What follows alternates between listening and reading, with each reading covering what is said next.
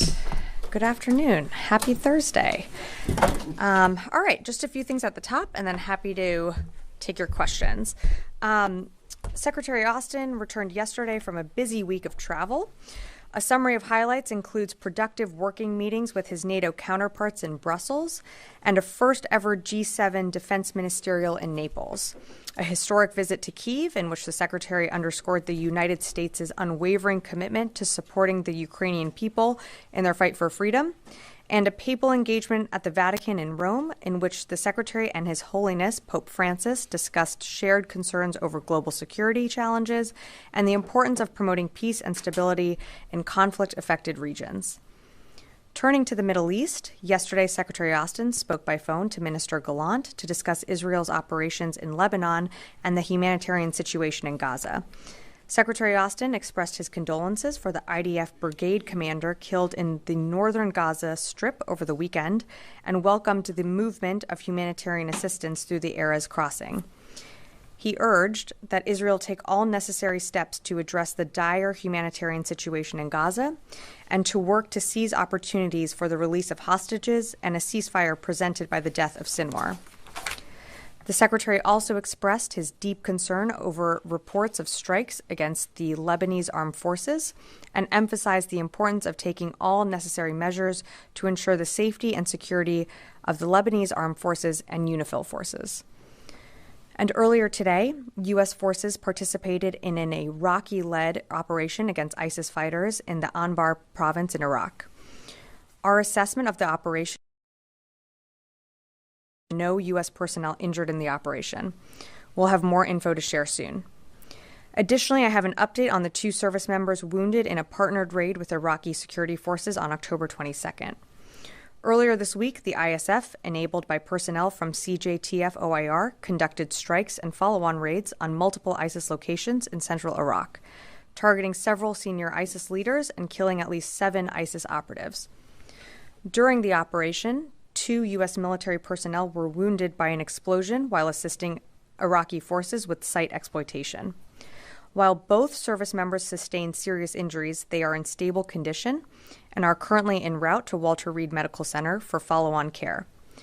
Additionally, we recently learned a 3rd service member is being assessed for potential TBI. And as you know, TBI numbers can fluctuate over time. All are in stable condition and receiving the care that they need. We will provide more information about the outcome of the raids and the status of these service members as it becomes available. And finally, today, President Biden issued the first ever national security memorandum on artificial intelligence. The department strongly supports the leadership of the president and the vice president to prioritize the adoption of artificial intelligence in national security. The department worked with the NSC and our interagency partners to align on the scope of work outlined in the NSM and to begin preparations on implementing the guidance directed to the DoD. To keep pace with the rapid maturity of this technology, we intend to leverage existing efforts like Replicator and our experimentation efforts like the Global Information Dominance Experiment and the Rapid Defense Experimentation Reserve. The Chief Digital and AI Office is working closely with industry, the AI Safety Institute of the Department of Commerce, and the military departments to accelerate ethical and responsible use of AI.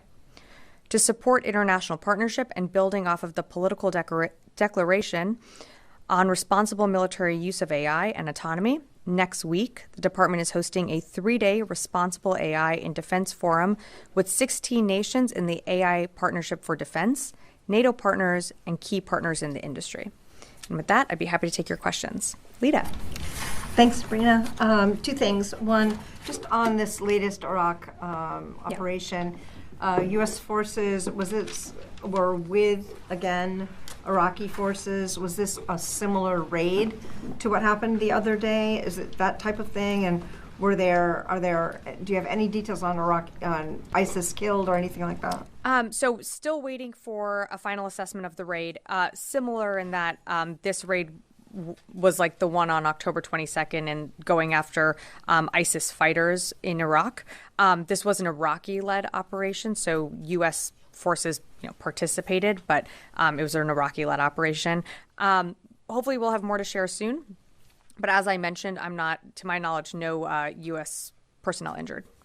And then secondly, on North Korean forces in Russia, do you have any updates on whether or not you've seen any movement of North Korean forces out of Vladivostok? Are they moving across Russia? Are they moving into near Ukraine? Anything on that? Sure.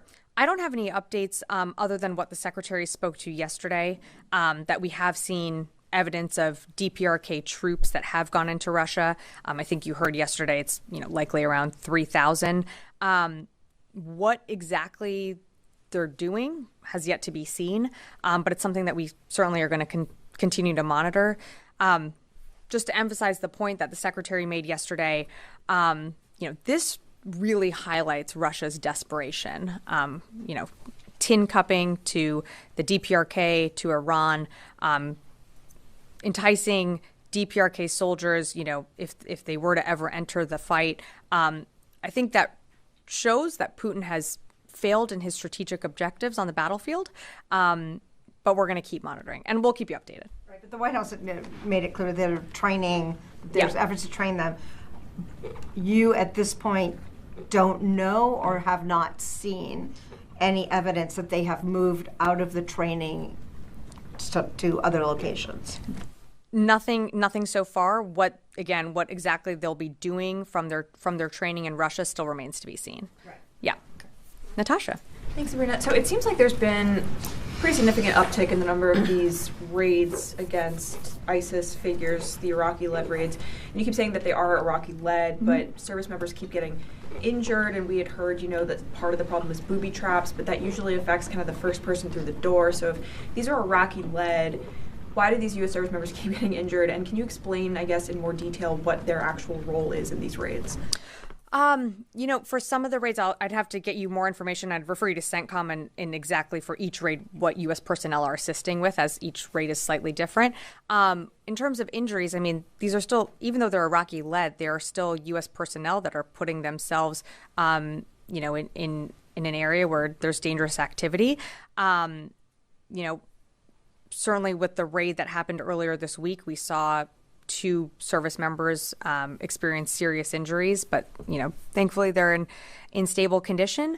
I think we'll have more to share on each raid. I know Central Command is working to get you more information, so I just don't have more on the one that was also conducted earlier today. Okay, and then on Gaza, Secretary Austin spoke with Gallant yesterday. Obviously, there was a 30-day deadline that was given to see whether more aid was going to go into northern Gaza. Has there been progress made on that front? Well, as you heard me mention in the topper, we have seen more aid move through the Erez crossing. It's not enough. I think what the secretary has said also echoes what Secretary Blinken said in the region. The humanitarian situation is dire in Gaza, and particularly in northern Gaza, we do need to see more humanitarian aid getting in. That's something that comes up consistently on his calls with Minister Gallant, and it's something that, again, came up yesterday. We are seeing some progress, but we want to see more. So we're going to keep pushing on that issue, but we are seeing some progress getting in when it comes to humanitarian aid.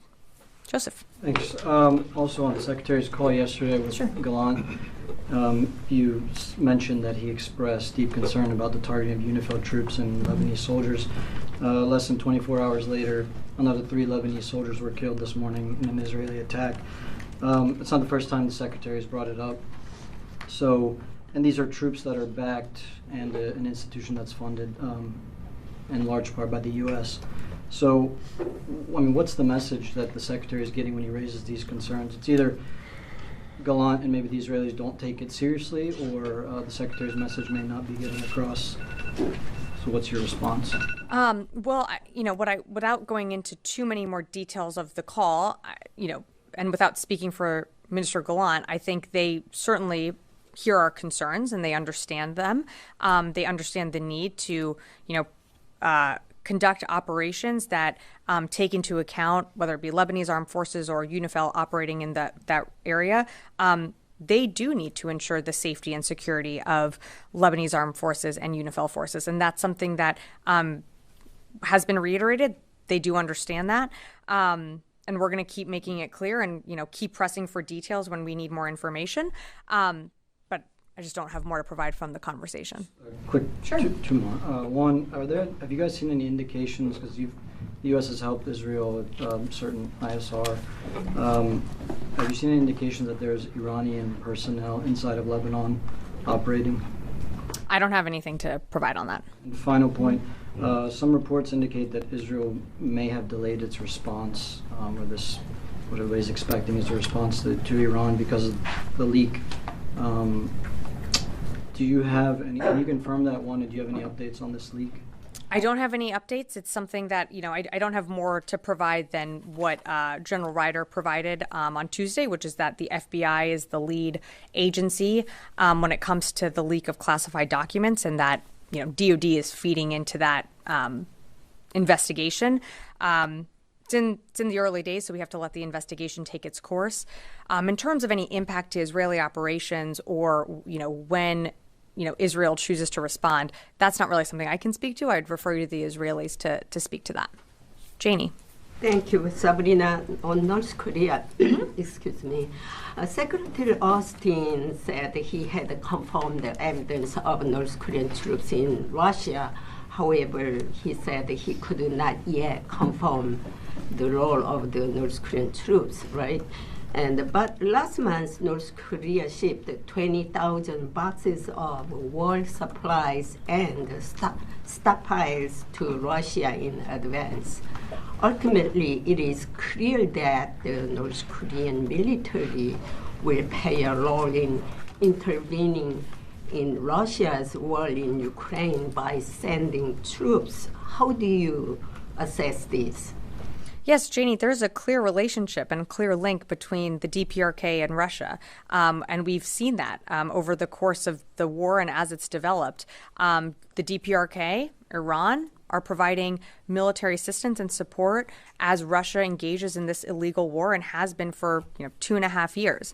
I think what's really important here, and to take a step back, is Vladimir Putin has become so desperate that he is now willing and soliciting, potentially support from the DPRK to put their personnel on the battlefield. And we're talking about, over 500,000 casualties that, Russia has experienced on the battlefield. So if the DPRK soldiers enter into combat, they would be co-belligerents, and that is a very serious issue. But it's not it's something that we're, aware of this relationship. We're going to continue to monitor. I think, again, the important point here is that it really highlights Putin's desperation because he has really failed to meet his strategic objectives on the battlefield. When North Korean Kim Jong-un inspected the ICBM unit and ordered nuclear readiness, can you predict that North Korea and Russia are likely to use nuclear weapons at a critical time? I don't have anything on what you're referring to, if you're referring to any testing, but we've seen that saber rattling, dangerous rhetoric coming out of Russia. It's something that we certainly take seriously, but nothing's changed in terms of our nuclear posture. What's up? Thank you. I have several on Ukraine, and then we'll be on the AI. Sure. So North Korean troops, if they are used in a fight against Ukraine, would that prompt a stronger response from the United States, like increased military aid packages, or maybe lifting restrictions on longer-range weapons or something else? Well, what I would say is, without getting into the hypotheticals, in terms of increased assistance, I mean, just within the last week, we've rolled out nearly $800 million in aid and presidential drawdown packages to Ukraine. That is significant, and that's just within the last week. The commitment to Ukraine hasn't changed. Our policy on long-range strikes and being able to use something like ATACMS has not changed. I think you've seen time and again this administration's commitment to Ukraine for as long as it takes.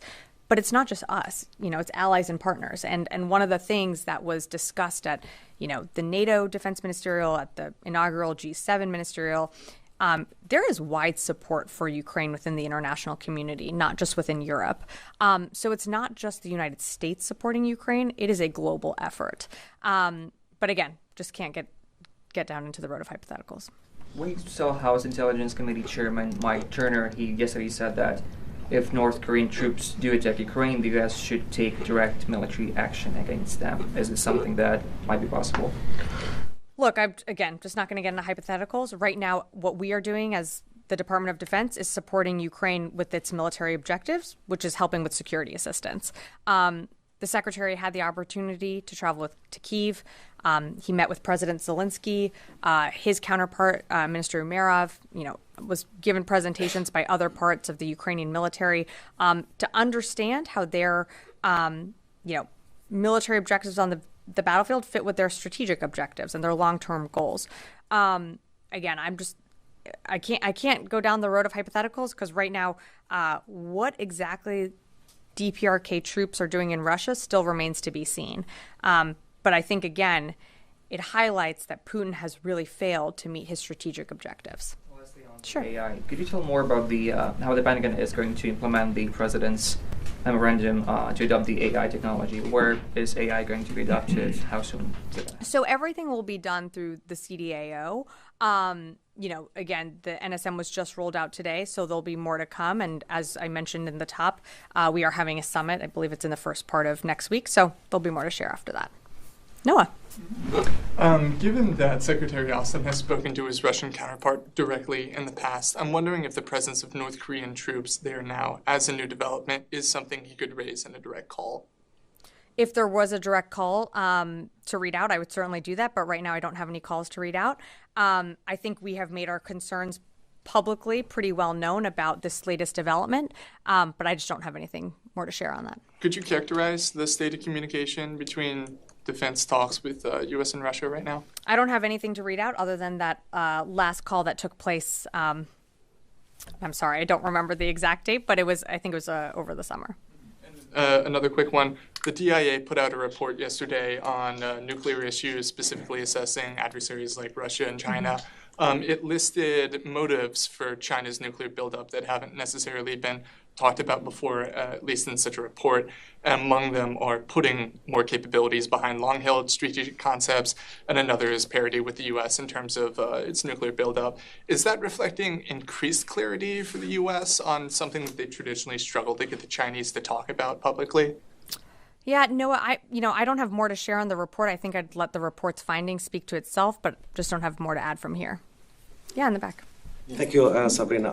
As you mentioned a while ago, that the aid is still not enough that's going into Gaza. So that does not mean the Israeli didn't yet meet the 30 days letter that's been sent by the Secretary Austin and Secretary Blinken, and the clock is ticking for the 30 days. So are you considering for something like hold some munitions to Israel? What you are planning if the Israel will not meet this letter?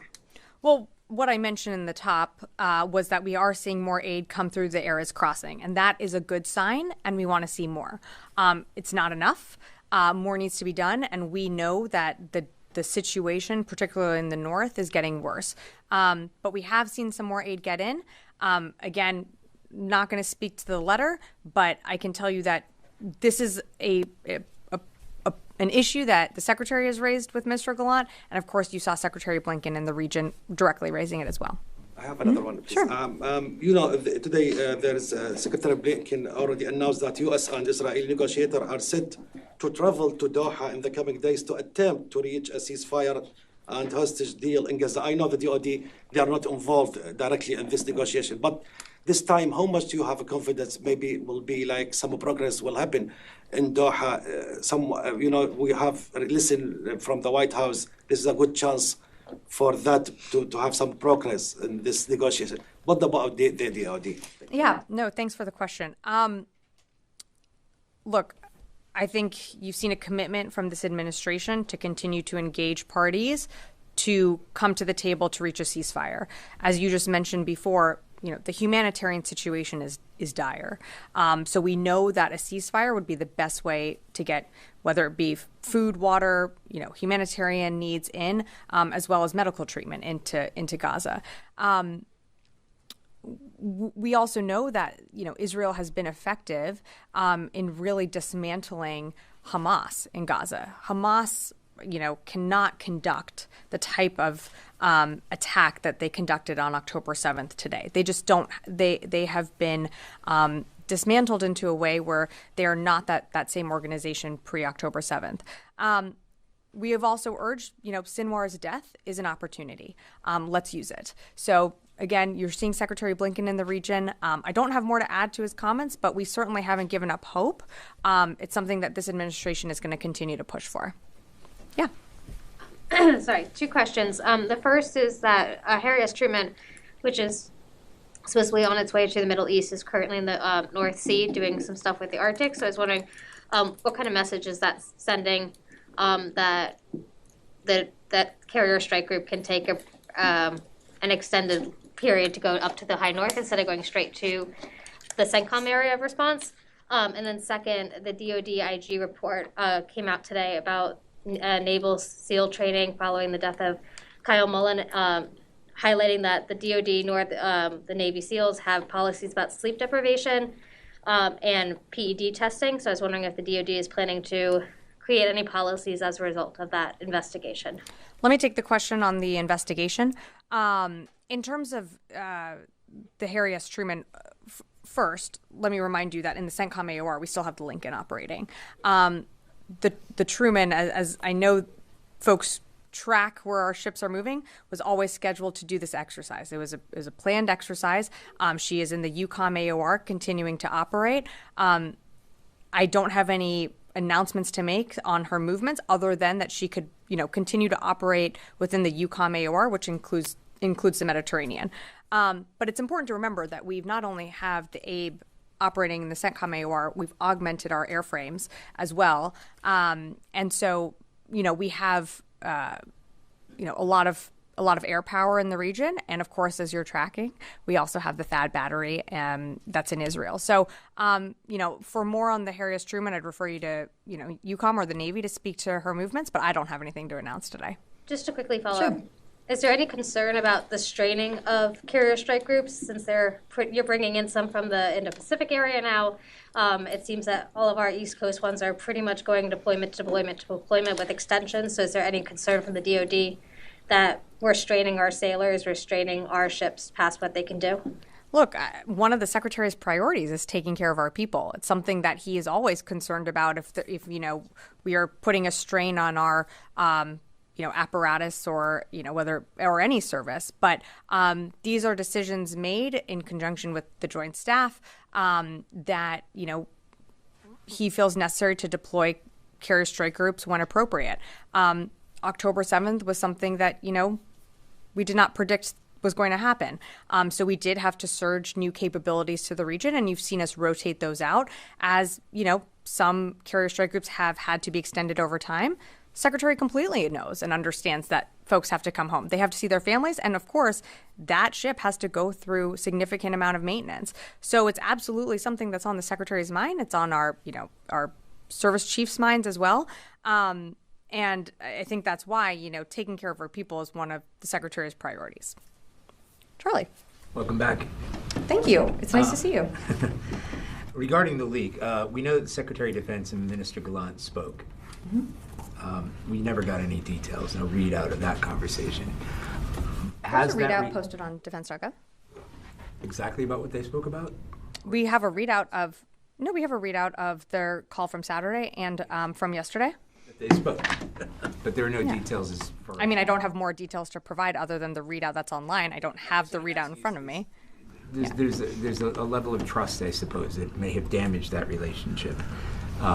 We have the United States essentially spying on our ally because we're not getting the United States isn't getting the information that they need to when you have U.S. forces in the region as far as these attacks. That's the reason of wondering if that relationship is under strain. My more pointed question is, I know that you said that the Pentagon is supporting the FBI investigation. Mm-hmm. which part of the Pentagon is supporting that investigation, and how can you be sure if this was the source of the leak that leak has been plugged? So I'm not going to get into specifics on what particular office is supporting the investigation. I can tell you the department is broadly. We always would work, with our with law enforcement agencies when it comes to investigation pertaining to the department. But I can't get into more specifics about that. In terms of you said, paraphrasing here, but you said, is the relationship between the United States and Israel under a strain? Look, the Secretary continues to speak to Minister Gallant. He spoke to Minister Gallant just yesterday as we were coming home from Italy. I expect more engagements with Minister Gallant to continue in the future. I think they have a very good relationship with each other. They've spoken to each other quite frequently, but I just don't have more to add in terms of these intel leaks. Yes. Tom Savelli, military.com. Hi. Can the Pentagon provide any update on hurricane response? Active duty soldiers were called up for recovery. Are they still assisting at this point? And is there any further analysis of damage to DoD installations from those storms? Thanks for the question. I don't have more to provide than what General Ryder provided on Tuesday, which is that the active duty that we're assisting North Carolina, particularly around Hurricane Helene, their mission is ending and will be back, I think, tomorrow. So, during that time, they delivered his incredible amount of life-saving aid to folks that needed it most in the North Carolina communities. Again, this is a FEMA-led effort, but of course, we were happy to plug in where we could and provide the resources that we did. But their mission is coming to a close. And one more question. Presidential election right around the corner. Is DoD preparing in any specific ways, whether that's for potential public demonstrations, National Guard response to polling locations, or is U.S. Cyber Command, monitoring election interference, anything of that? I don't have anything to provide right now in terms of any requests for assistance. In terms of Cyber Command and monitoring elections, I think we always monitor for misinformation. And unfortunately, we continue to see misinformation in the social media spaces continue to push false narratives. And so that's something that we always monitor and have called attention to, whether it be from this podium or others in the administration. But I just don't have more to add. Yes. Thank you, Sabrina. So as you point out, within a week, this is the second joint operation against ISIS in Iraq. In Syria, there have been the same operations. Does it mean that ISIS is reviving and regrouping? Again, ISIS is not what it was from 10 years ago. I think we continue to see ISIS operate within Iraq and Syria, and their footprint has spread to other parts of the world. I don't think that demonstrates necessarily, about their resurgence in Iraq or Syria, but it represents that they still remain a threat, which is why we do these partnered raids with the Iraqi security forces. Secondly, a quick question. How do you look at the Turkish operations in the north of Syria? Since yesterday, there have been dozens of security forces killed and civilians. Well, I think, as you saw in Turkey, what looks like to be a terrorist attack. And of course, on behalf of the department, we express our condolences to the victims and those that were also injured and, their families. But they have a right to hold those people accountable that conducted that attack. Yeah, right here. Yeah, thanks so much. Regarding the leaks, so General Ryder the other day stated that Orient Taboi is not a subject of any investigation regarding the leaks. Do you confirm that she is still working as a chief of staff for Christopher May? So I'm just going to say that there are some names floating around, and neither official is a subject of interest, and the department remains fully committed to supporting the investigation. I'm just not going to go into specifics on personnel and where they're working. I'm going to leave it there. Yeah, you got another? So do you deny that she do you confirm whatever the General Ryder said the other day, that she is not particular, because her name is out there, she has been named, so... Yeah, and I think it's really dangerous when a investigation is just a few days in to be putting names out there. Again, as General Ryder said, and I will say again, neither of the officials whose names are circulating are the subject of interest in this investigation, and we are committed to working with the FBI on this. Just to make it clear, and I don't think I can make it more clear. The Pentagon is categorically denies that she and confirms that she is not under investigation regarding the leaks. I think I just said that neither official is a subject of interest. Thank you. Yeah, in the back, and then I'll go to Lee. Thank you very much, Sabrina. I have honored veteran James Bond Stockdale here, my teacher for ethics. I want to honor another veteran, Mr. Anderson from the Iraq War, who was my Spanish teacher. So he had said, and this question is regarding you and your allies who fight against terrorism, I mean Pakistan. So Mr. Anderson had taught me that dígame a quiénes es tu amigos y yo dijaré quién es usted. That tell me who your friends are and I'll tell you who you are. Yesterday we had second anniversary of a journalist who was killed in Pakistan 2 years ago. 10 years ago, an ISI official went to the judge, who is a high court judge now, to rule against me. Fingers are pointed at your allies. How does it affect you and how do you feel about it? I'm sorry, I'm just not familiar with the case that you're referencing, but what I can tell you is broadly, this administration and this department supports journalists wherever they work to be able to report freely and without fear of harassment. Second, ma'am. Okay, do you have one more? I would like to have two more because the entire country has been, all the fourth pillar has been destroyed, and State Department usually gets political answers. You give more realistic answers, so I want to. But two more would be great, please. Last week, we had several parliamentarians picked up in Pakistan just have their vote in a constitutional amendment. In Pakistan, the current prime minister we have, his brother was accused of taking money from Al-Qaeda chief Osama bin Laden. The State Department, I have brought this into their notice. You know, my colleague had last week asked you that Al-Qaeda is again growing in that region. How do you feel about having political leadership who have taken money, according to their own even party members, they have taken money from Al-Qaeda leaders? How do you have political leaders like that in a country, while at the same time you know that terrorism again growing over there? So I don't have anything on these reports that you're referencing. I can tell you, Al-Qaeda does remain a threat, something that we monitor, but I don't have anything else. And do you want to ask your final question? Yes, please. My last question is that we have had government senior officials being kidnapped. We have had judges being threatened, pictures in their bedrooms taken, and again fingers are pointed out at your allies and your friends in battlefield.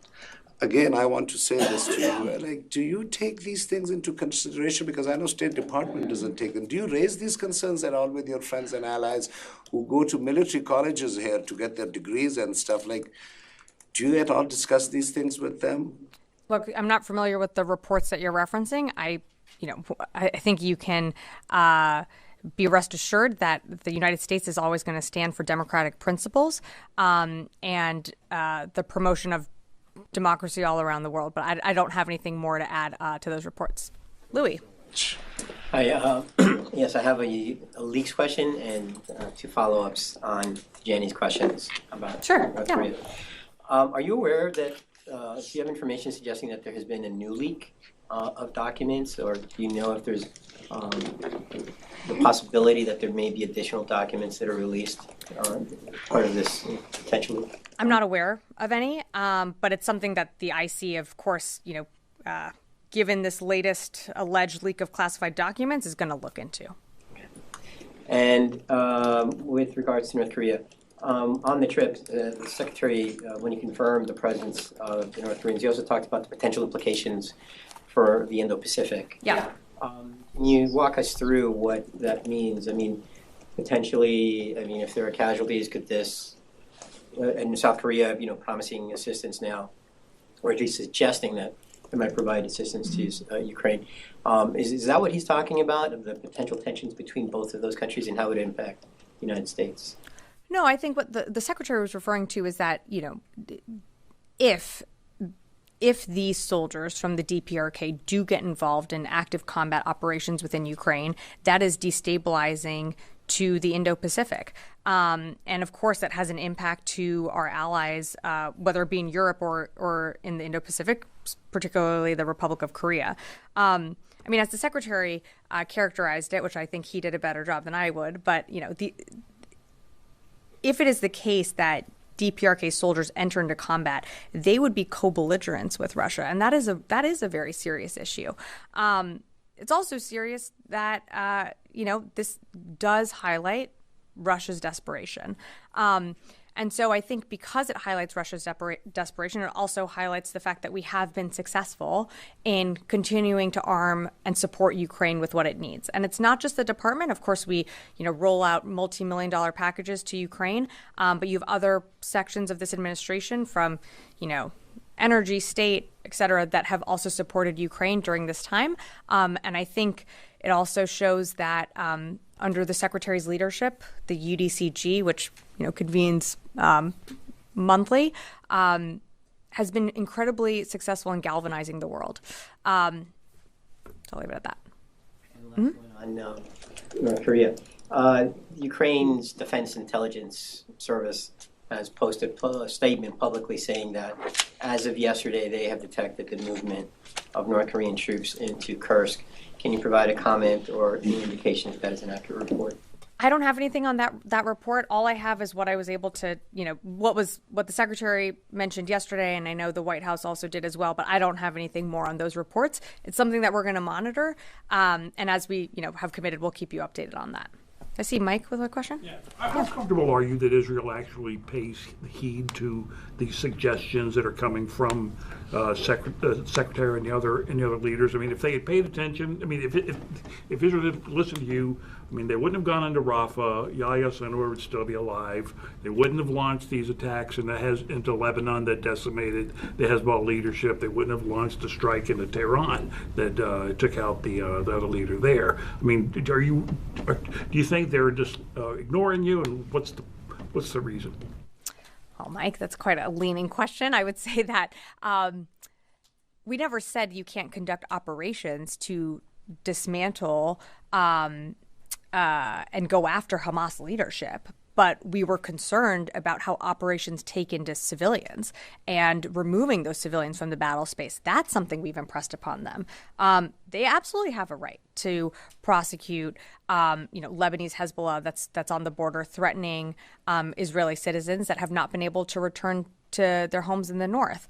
The dismantling of Hezbollah leadership has implications for the United States that, you're taking a terrorist off the map. It's our conversations with the Israelis is how you conduct your operations. And that's always been something that we've impressed upon them and continue to do so. You've seen the multiple calls that the secretary has had. Not enough aid is getting into Gaza. That is a huge concern for this administration, and you covered this. You know that we set up a maritime corridor over the summer to surge aid in. That helped.